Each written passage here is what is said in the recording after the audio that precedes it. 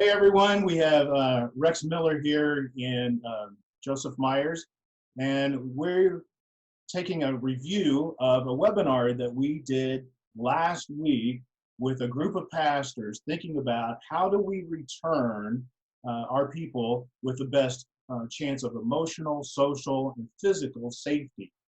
And it was fascinating. There were just several aspects of it that were just fascinating to rethink. And this week and this weekend has just been blowing up in my mind about possibilities and about the things that were said. So Rex, thanks for taking time to do this again and for being on the webinar. I just want to open it up and say, what were your biggest kind of ahas in the moment?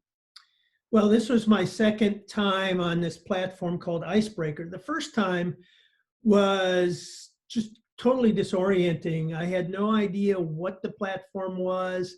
I was supposed to be a host, didn't know what that meant, the pairings, but this one was really a highly engaging. I met several individuals, got a good cross section of what was going on in some of the different churches.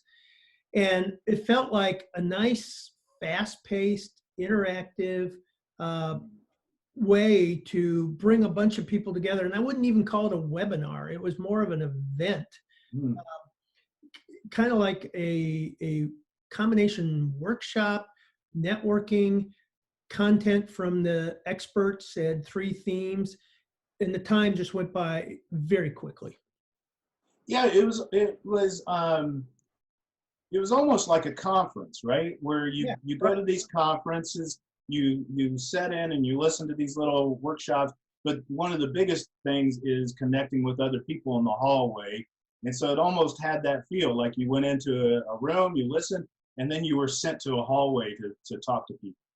Yeah, and that's exactly right. Part of my frustration with a lot of the conferences is that the schedules are so packed that you seldom get that hallway time, those serendipitous things. And I think live conferences have been shifting towards building in more of that kind of non-structured time and venues for that. But this tool does that in a virtual environment, which totally changes. I mean, we're getting zoomed out. Other platforms are really hard and wonky to work with. This was very seamless. Yeah, and you know, that Zoom fatigue is becoming very real. And what I found too, I don't know about you, but just the UI, the design and the user interface was a lot more playful. Seemed more playful. It didn't have kind of this boxy structure that that felt more businesslike. It was it just felt friendlier. And it was easy to, very simple to use. There weren't a lot of pieces to it. You had kind of the host side of it, and it was neat. You could assign host to almost anybody. So if there was somebody that had a really neat thing to say, you could pull them up to be a host. Then you go off into this random pairing. You've got some questions to prompt discussion. We went off topic most of the time, more interested in learning about each other and what they were experiencing. All very simple. Those were the 3 pieces to it. And like you said, the interface was really clean, very clean. Yeah, and it's interesting about the off topic because that's exactly the way it is live, right? You know, if you in a group live give out icebreaker questions, hardly anybody gets through the whole questions. In fact, that's not the true mission of that exercise. It's to get people face to face, talking with each other, maybe around a theme. But if they have another thing on their mind, there's no reason not to talk about it. So I experienced the same thing. You know, when I was paired with somebody else, we talked about a little bit about the cards. I was with one person who was very diligent and wanted to get through those cards. And you can help us with what kind of personality would do that. But other than that, it was kind of just free flow. Yeah, and it's interesting. I met a person who knew you well from Australia, And that was cool to hear what they were going through. And I met someone who knew Chris Surratt very well, and their church had made kind of a seamless transition into the kind of the new normal, the online, but the home-based structure, because they were already 95% there. So I was learning a lot myself as a host. And a lot of times you don't, because you're the talking head. So it was nice to change that ratio and feel like I was actually part of the conversation as opposed to just, doing the broadcast approach. Right. So I had an aha this week, and I want to get some pushback from you and see what you think. And again, this is just an aha. I haven't formed this into a complete idea yet. But so if churches just accept, and let's just accept this as a baseline, that we have to be hybrid. We have to be both live and we have to be online, right? That's the days are gone when you can't survive without both, and especially in auditoriums. I was talking to somebody I was matched with, and they had a auditorium that seated 1,000, but during COVID could only bring in 200. Yes. What's that going to feel like? Yeah, I was thinking about the same thing, because another one of those individuals said they had a 500 person and they could have less than 90. And then you've got the complexity. Well, what happens when you have families come in? All this complexity. Yeah. So you're in a cavern with a few people. And what I was thinking is you can't do the same kind of concert approach to worship because you just don't get the energy. I mean, the room just sucks the energy out of that. So going back to Marshall McLuhan, the medium is the message. What does the new medium look like with large spread out people? What's that experience look like? How do you redesign the experience? And so that was what was filtering on my head actually this morning, because one of the churches that I'm associated with is asking, how do we do this? Yeah, and it, for me, I'm going to go one or two times in that kind of echoey, cavernous place and realize that I like this much better at home. And so I think we're going to see regular attenders attending about once every 8 to 10 weeks instead of every 4 to 6 weeks. So I think that's going to spread out in time, right? Yeah, and I think too, it's way too early to know what we don't know. Yeah. And so, you and I were talking earlier, there's a whole new generation of masks coming out. We know that you can kill COVID at 77 degrees and higher, so buildings can cook it out after hours.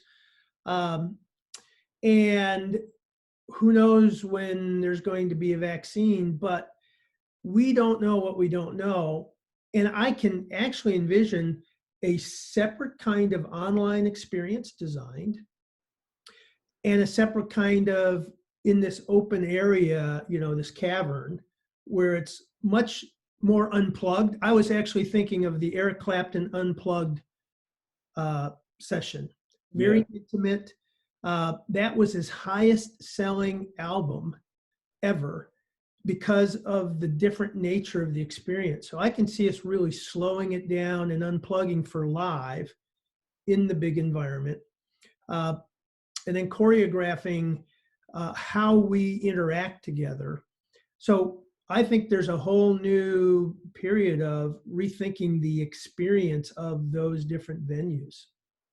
Yeah, and it's perfect to get back to this aha moment. The online experience, I was thinking as we experienced Icebreaker, right? If we just broadcast as a church, basically we're doing 1950s televangelists. Totally. We're just broadcasting. The online experience has just made it simpler for all of us and cheaper. to be broadcasters, to be our own kind of network, TV network, right? But let me just, and that broadcast experience is designed for no real mental interaction. You are just consuming content and it doesn't stick. We know that experience, based on years of research in television, does not stick. So yes, you're right. It's an easy to consume with no investment on my part. Right. And one of the best things about congregations, and one of the reasons I personally go, is to say hi to people and connect. Right. Right. It's a sense of belonging. It's not just the sermon and the worship and or duty or whatever drives people into our doors. Yep. I want to connect with others. And on the online experience, if we don't think through, and COVID has just pushed us into a new era of accepting, our minds getting around the idea that people do connect online. I'm not saying it replaces face-to-face or person-to-person. Sure. What I'm saying is people do connect online. Right.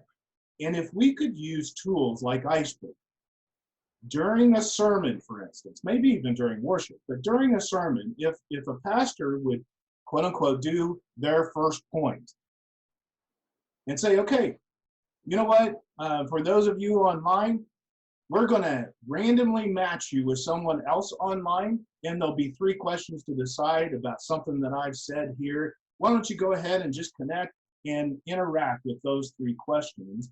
We're going to take 6 minutes and do a similar thing live, and then say go, and we'll be back in 6 minutes.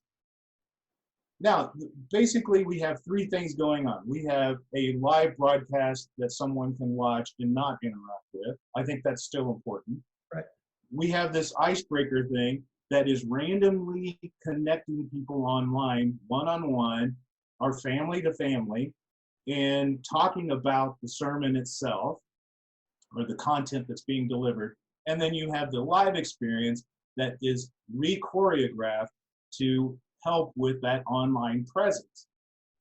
And I think each other too, as we're trying to get used to this cavern. And you do that 2 or 3 times during a sermon, and people are going to, number one, they're going to connect with new people in your congregation.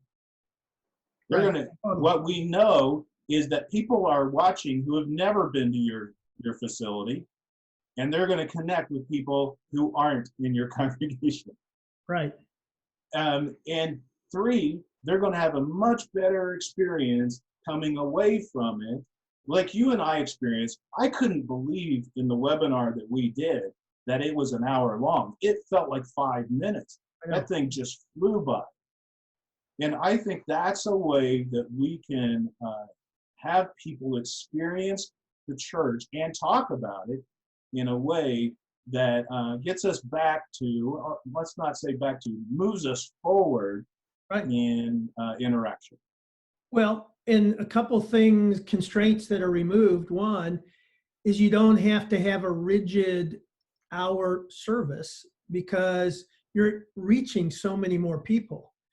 So you could have a 90-minute experience and really have some rich conversation around the topic. So, you know, part of that broadcast format that you were talking about, it has to be so tightly produced. Right. Things have to follow, and you got 20 minutes or 30 minutes with a 4-point sermon with no interaction. This opens it up and allows it to breathe more and feel more conversational and interactive. And I've actually invested some mental bandwidth in being a participant. I think another kind of byproduct is all of the chat that goes on that somebody will be capturing and being able to resynthesize is kind of the big ahas from that group.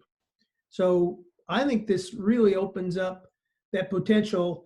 You know, we all kind of feel even in the live experience, if you go to that large venue, that you come in, you got to get settled, and then you got to get out quick because the next group has to come in. I think this kind of takes that constraint off of it. Yeah, and I'm glad you mentioned that chat because not only I think it's helpful for those who participate, but as a pastor, when you over the next week look back at how did I communicate, what wasn't clear. I mean, you could do little podcasts or little videos that say, hey, this last week it seemed like I wasn't clear on this one thing that I was trying to communicate, and keep people engaged with the service throughout the week because you have that feedback that's going on in that live chat. That's right. Yeah, I'm intrigued by that, and I hope we can do a few more of these to learn. I mean, this is all new territory, so there's a learning curve to get out of some of the old habits that we've got because the technology we've been used to using. And, you know, this whole icebreaker thinking, I think can also lead to conferences too. You know, I'm in these web conferences where it's just stacked 30-minute, 30-minute, 30-minute, 30-minute content. You know, we're live, but really not live. I mean, I could have as easily pre-recorded it and let them post it as my time slot. And then there's no real feedback or interaction. I've done a couple of those. I haven't heard anything back from, as a speaker, feedback is kind of that gold that helps you improve and get better. Yeah, and you know, you just brought to mind that you and I experienced as hosts, we participated in the online thing. We were matched with 4 people, right? Right. Yep. And you and I have been talking about on this call and just outside what we found out from those 4 people. Now, just think if your pastor also engaged, right, and was a part of that loop that got randomly matched with people in the congregation who were online. Well, to take it one step further, think of all the leadership folks and the staff. Because one of the challenges, and especially for the mega churches, is that the staff is so event-driven, activity-driven, that they truly do lose the connection with the pulse of what's going on, or they can easily. And one of the byproducts that I've seen of kind of the shutdown of the big events is that everybody in our congregation, all the staff, is actively involved in ministry throughout the week, helping needs, making sure groceries get here. And I've spoken to some of the leaders and some of the people, they feel new energy. Mm-hmm. So think of the whole staff getting that boost every week, seeing what the pulse of the congregation is and having that personal contact. I think that's another cool thing as well. Yeah, pull them out of that room on Sunday morning, put them in their quote unquote office space, and get them online interacting. That would be phenomenal. Yeah, totally. This could be it's an interesting experiment, but I think it could be a breakthrough as well. Every new technology kind of goes through a small period of time of imitating the past. You know, like websites used to imitate brochures. Right.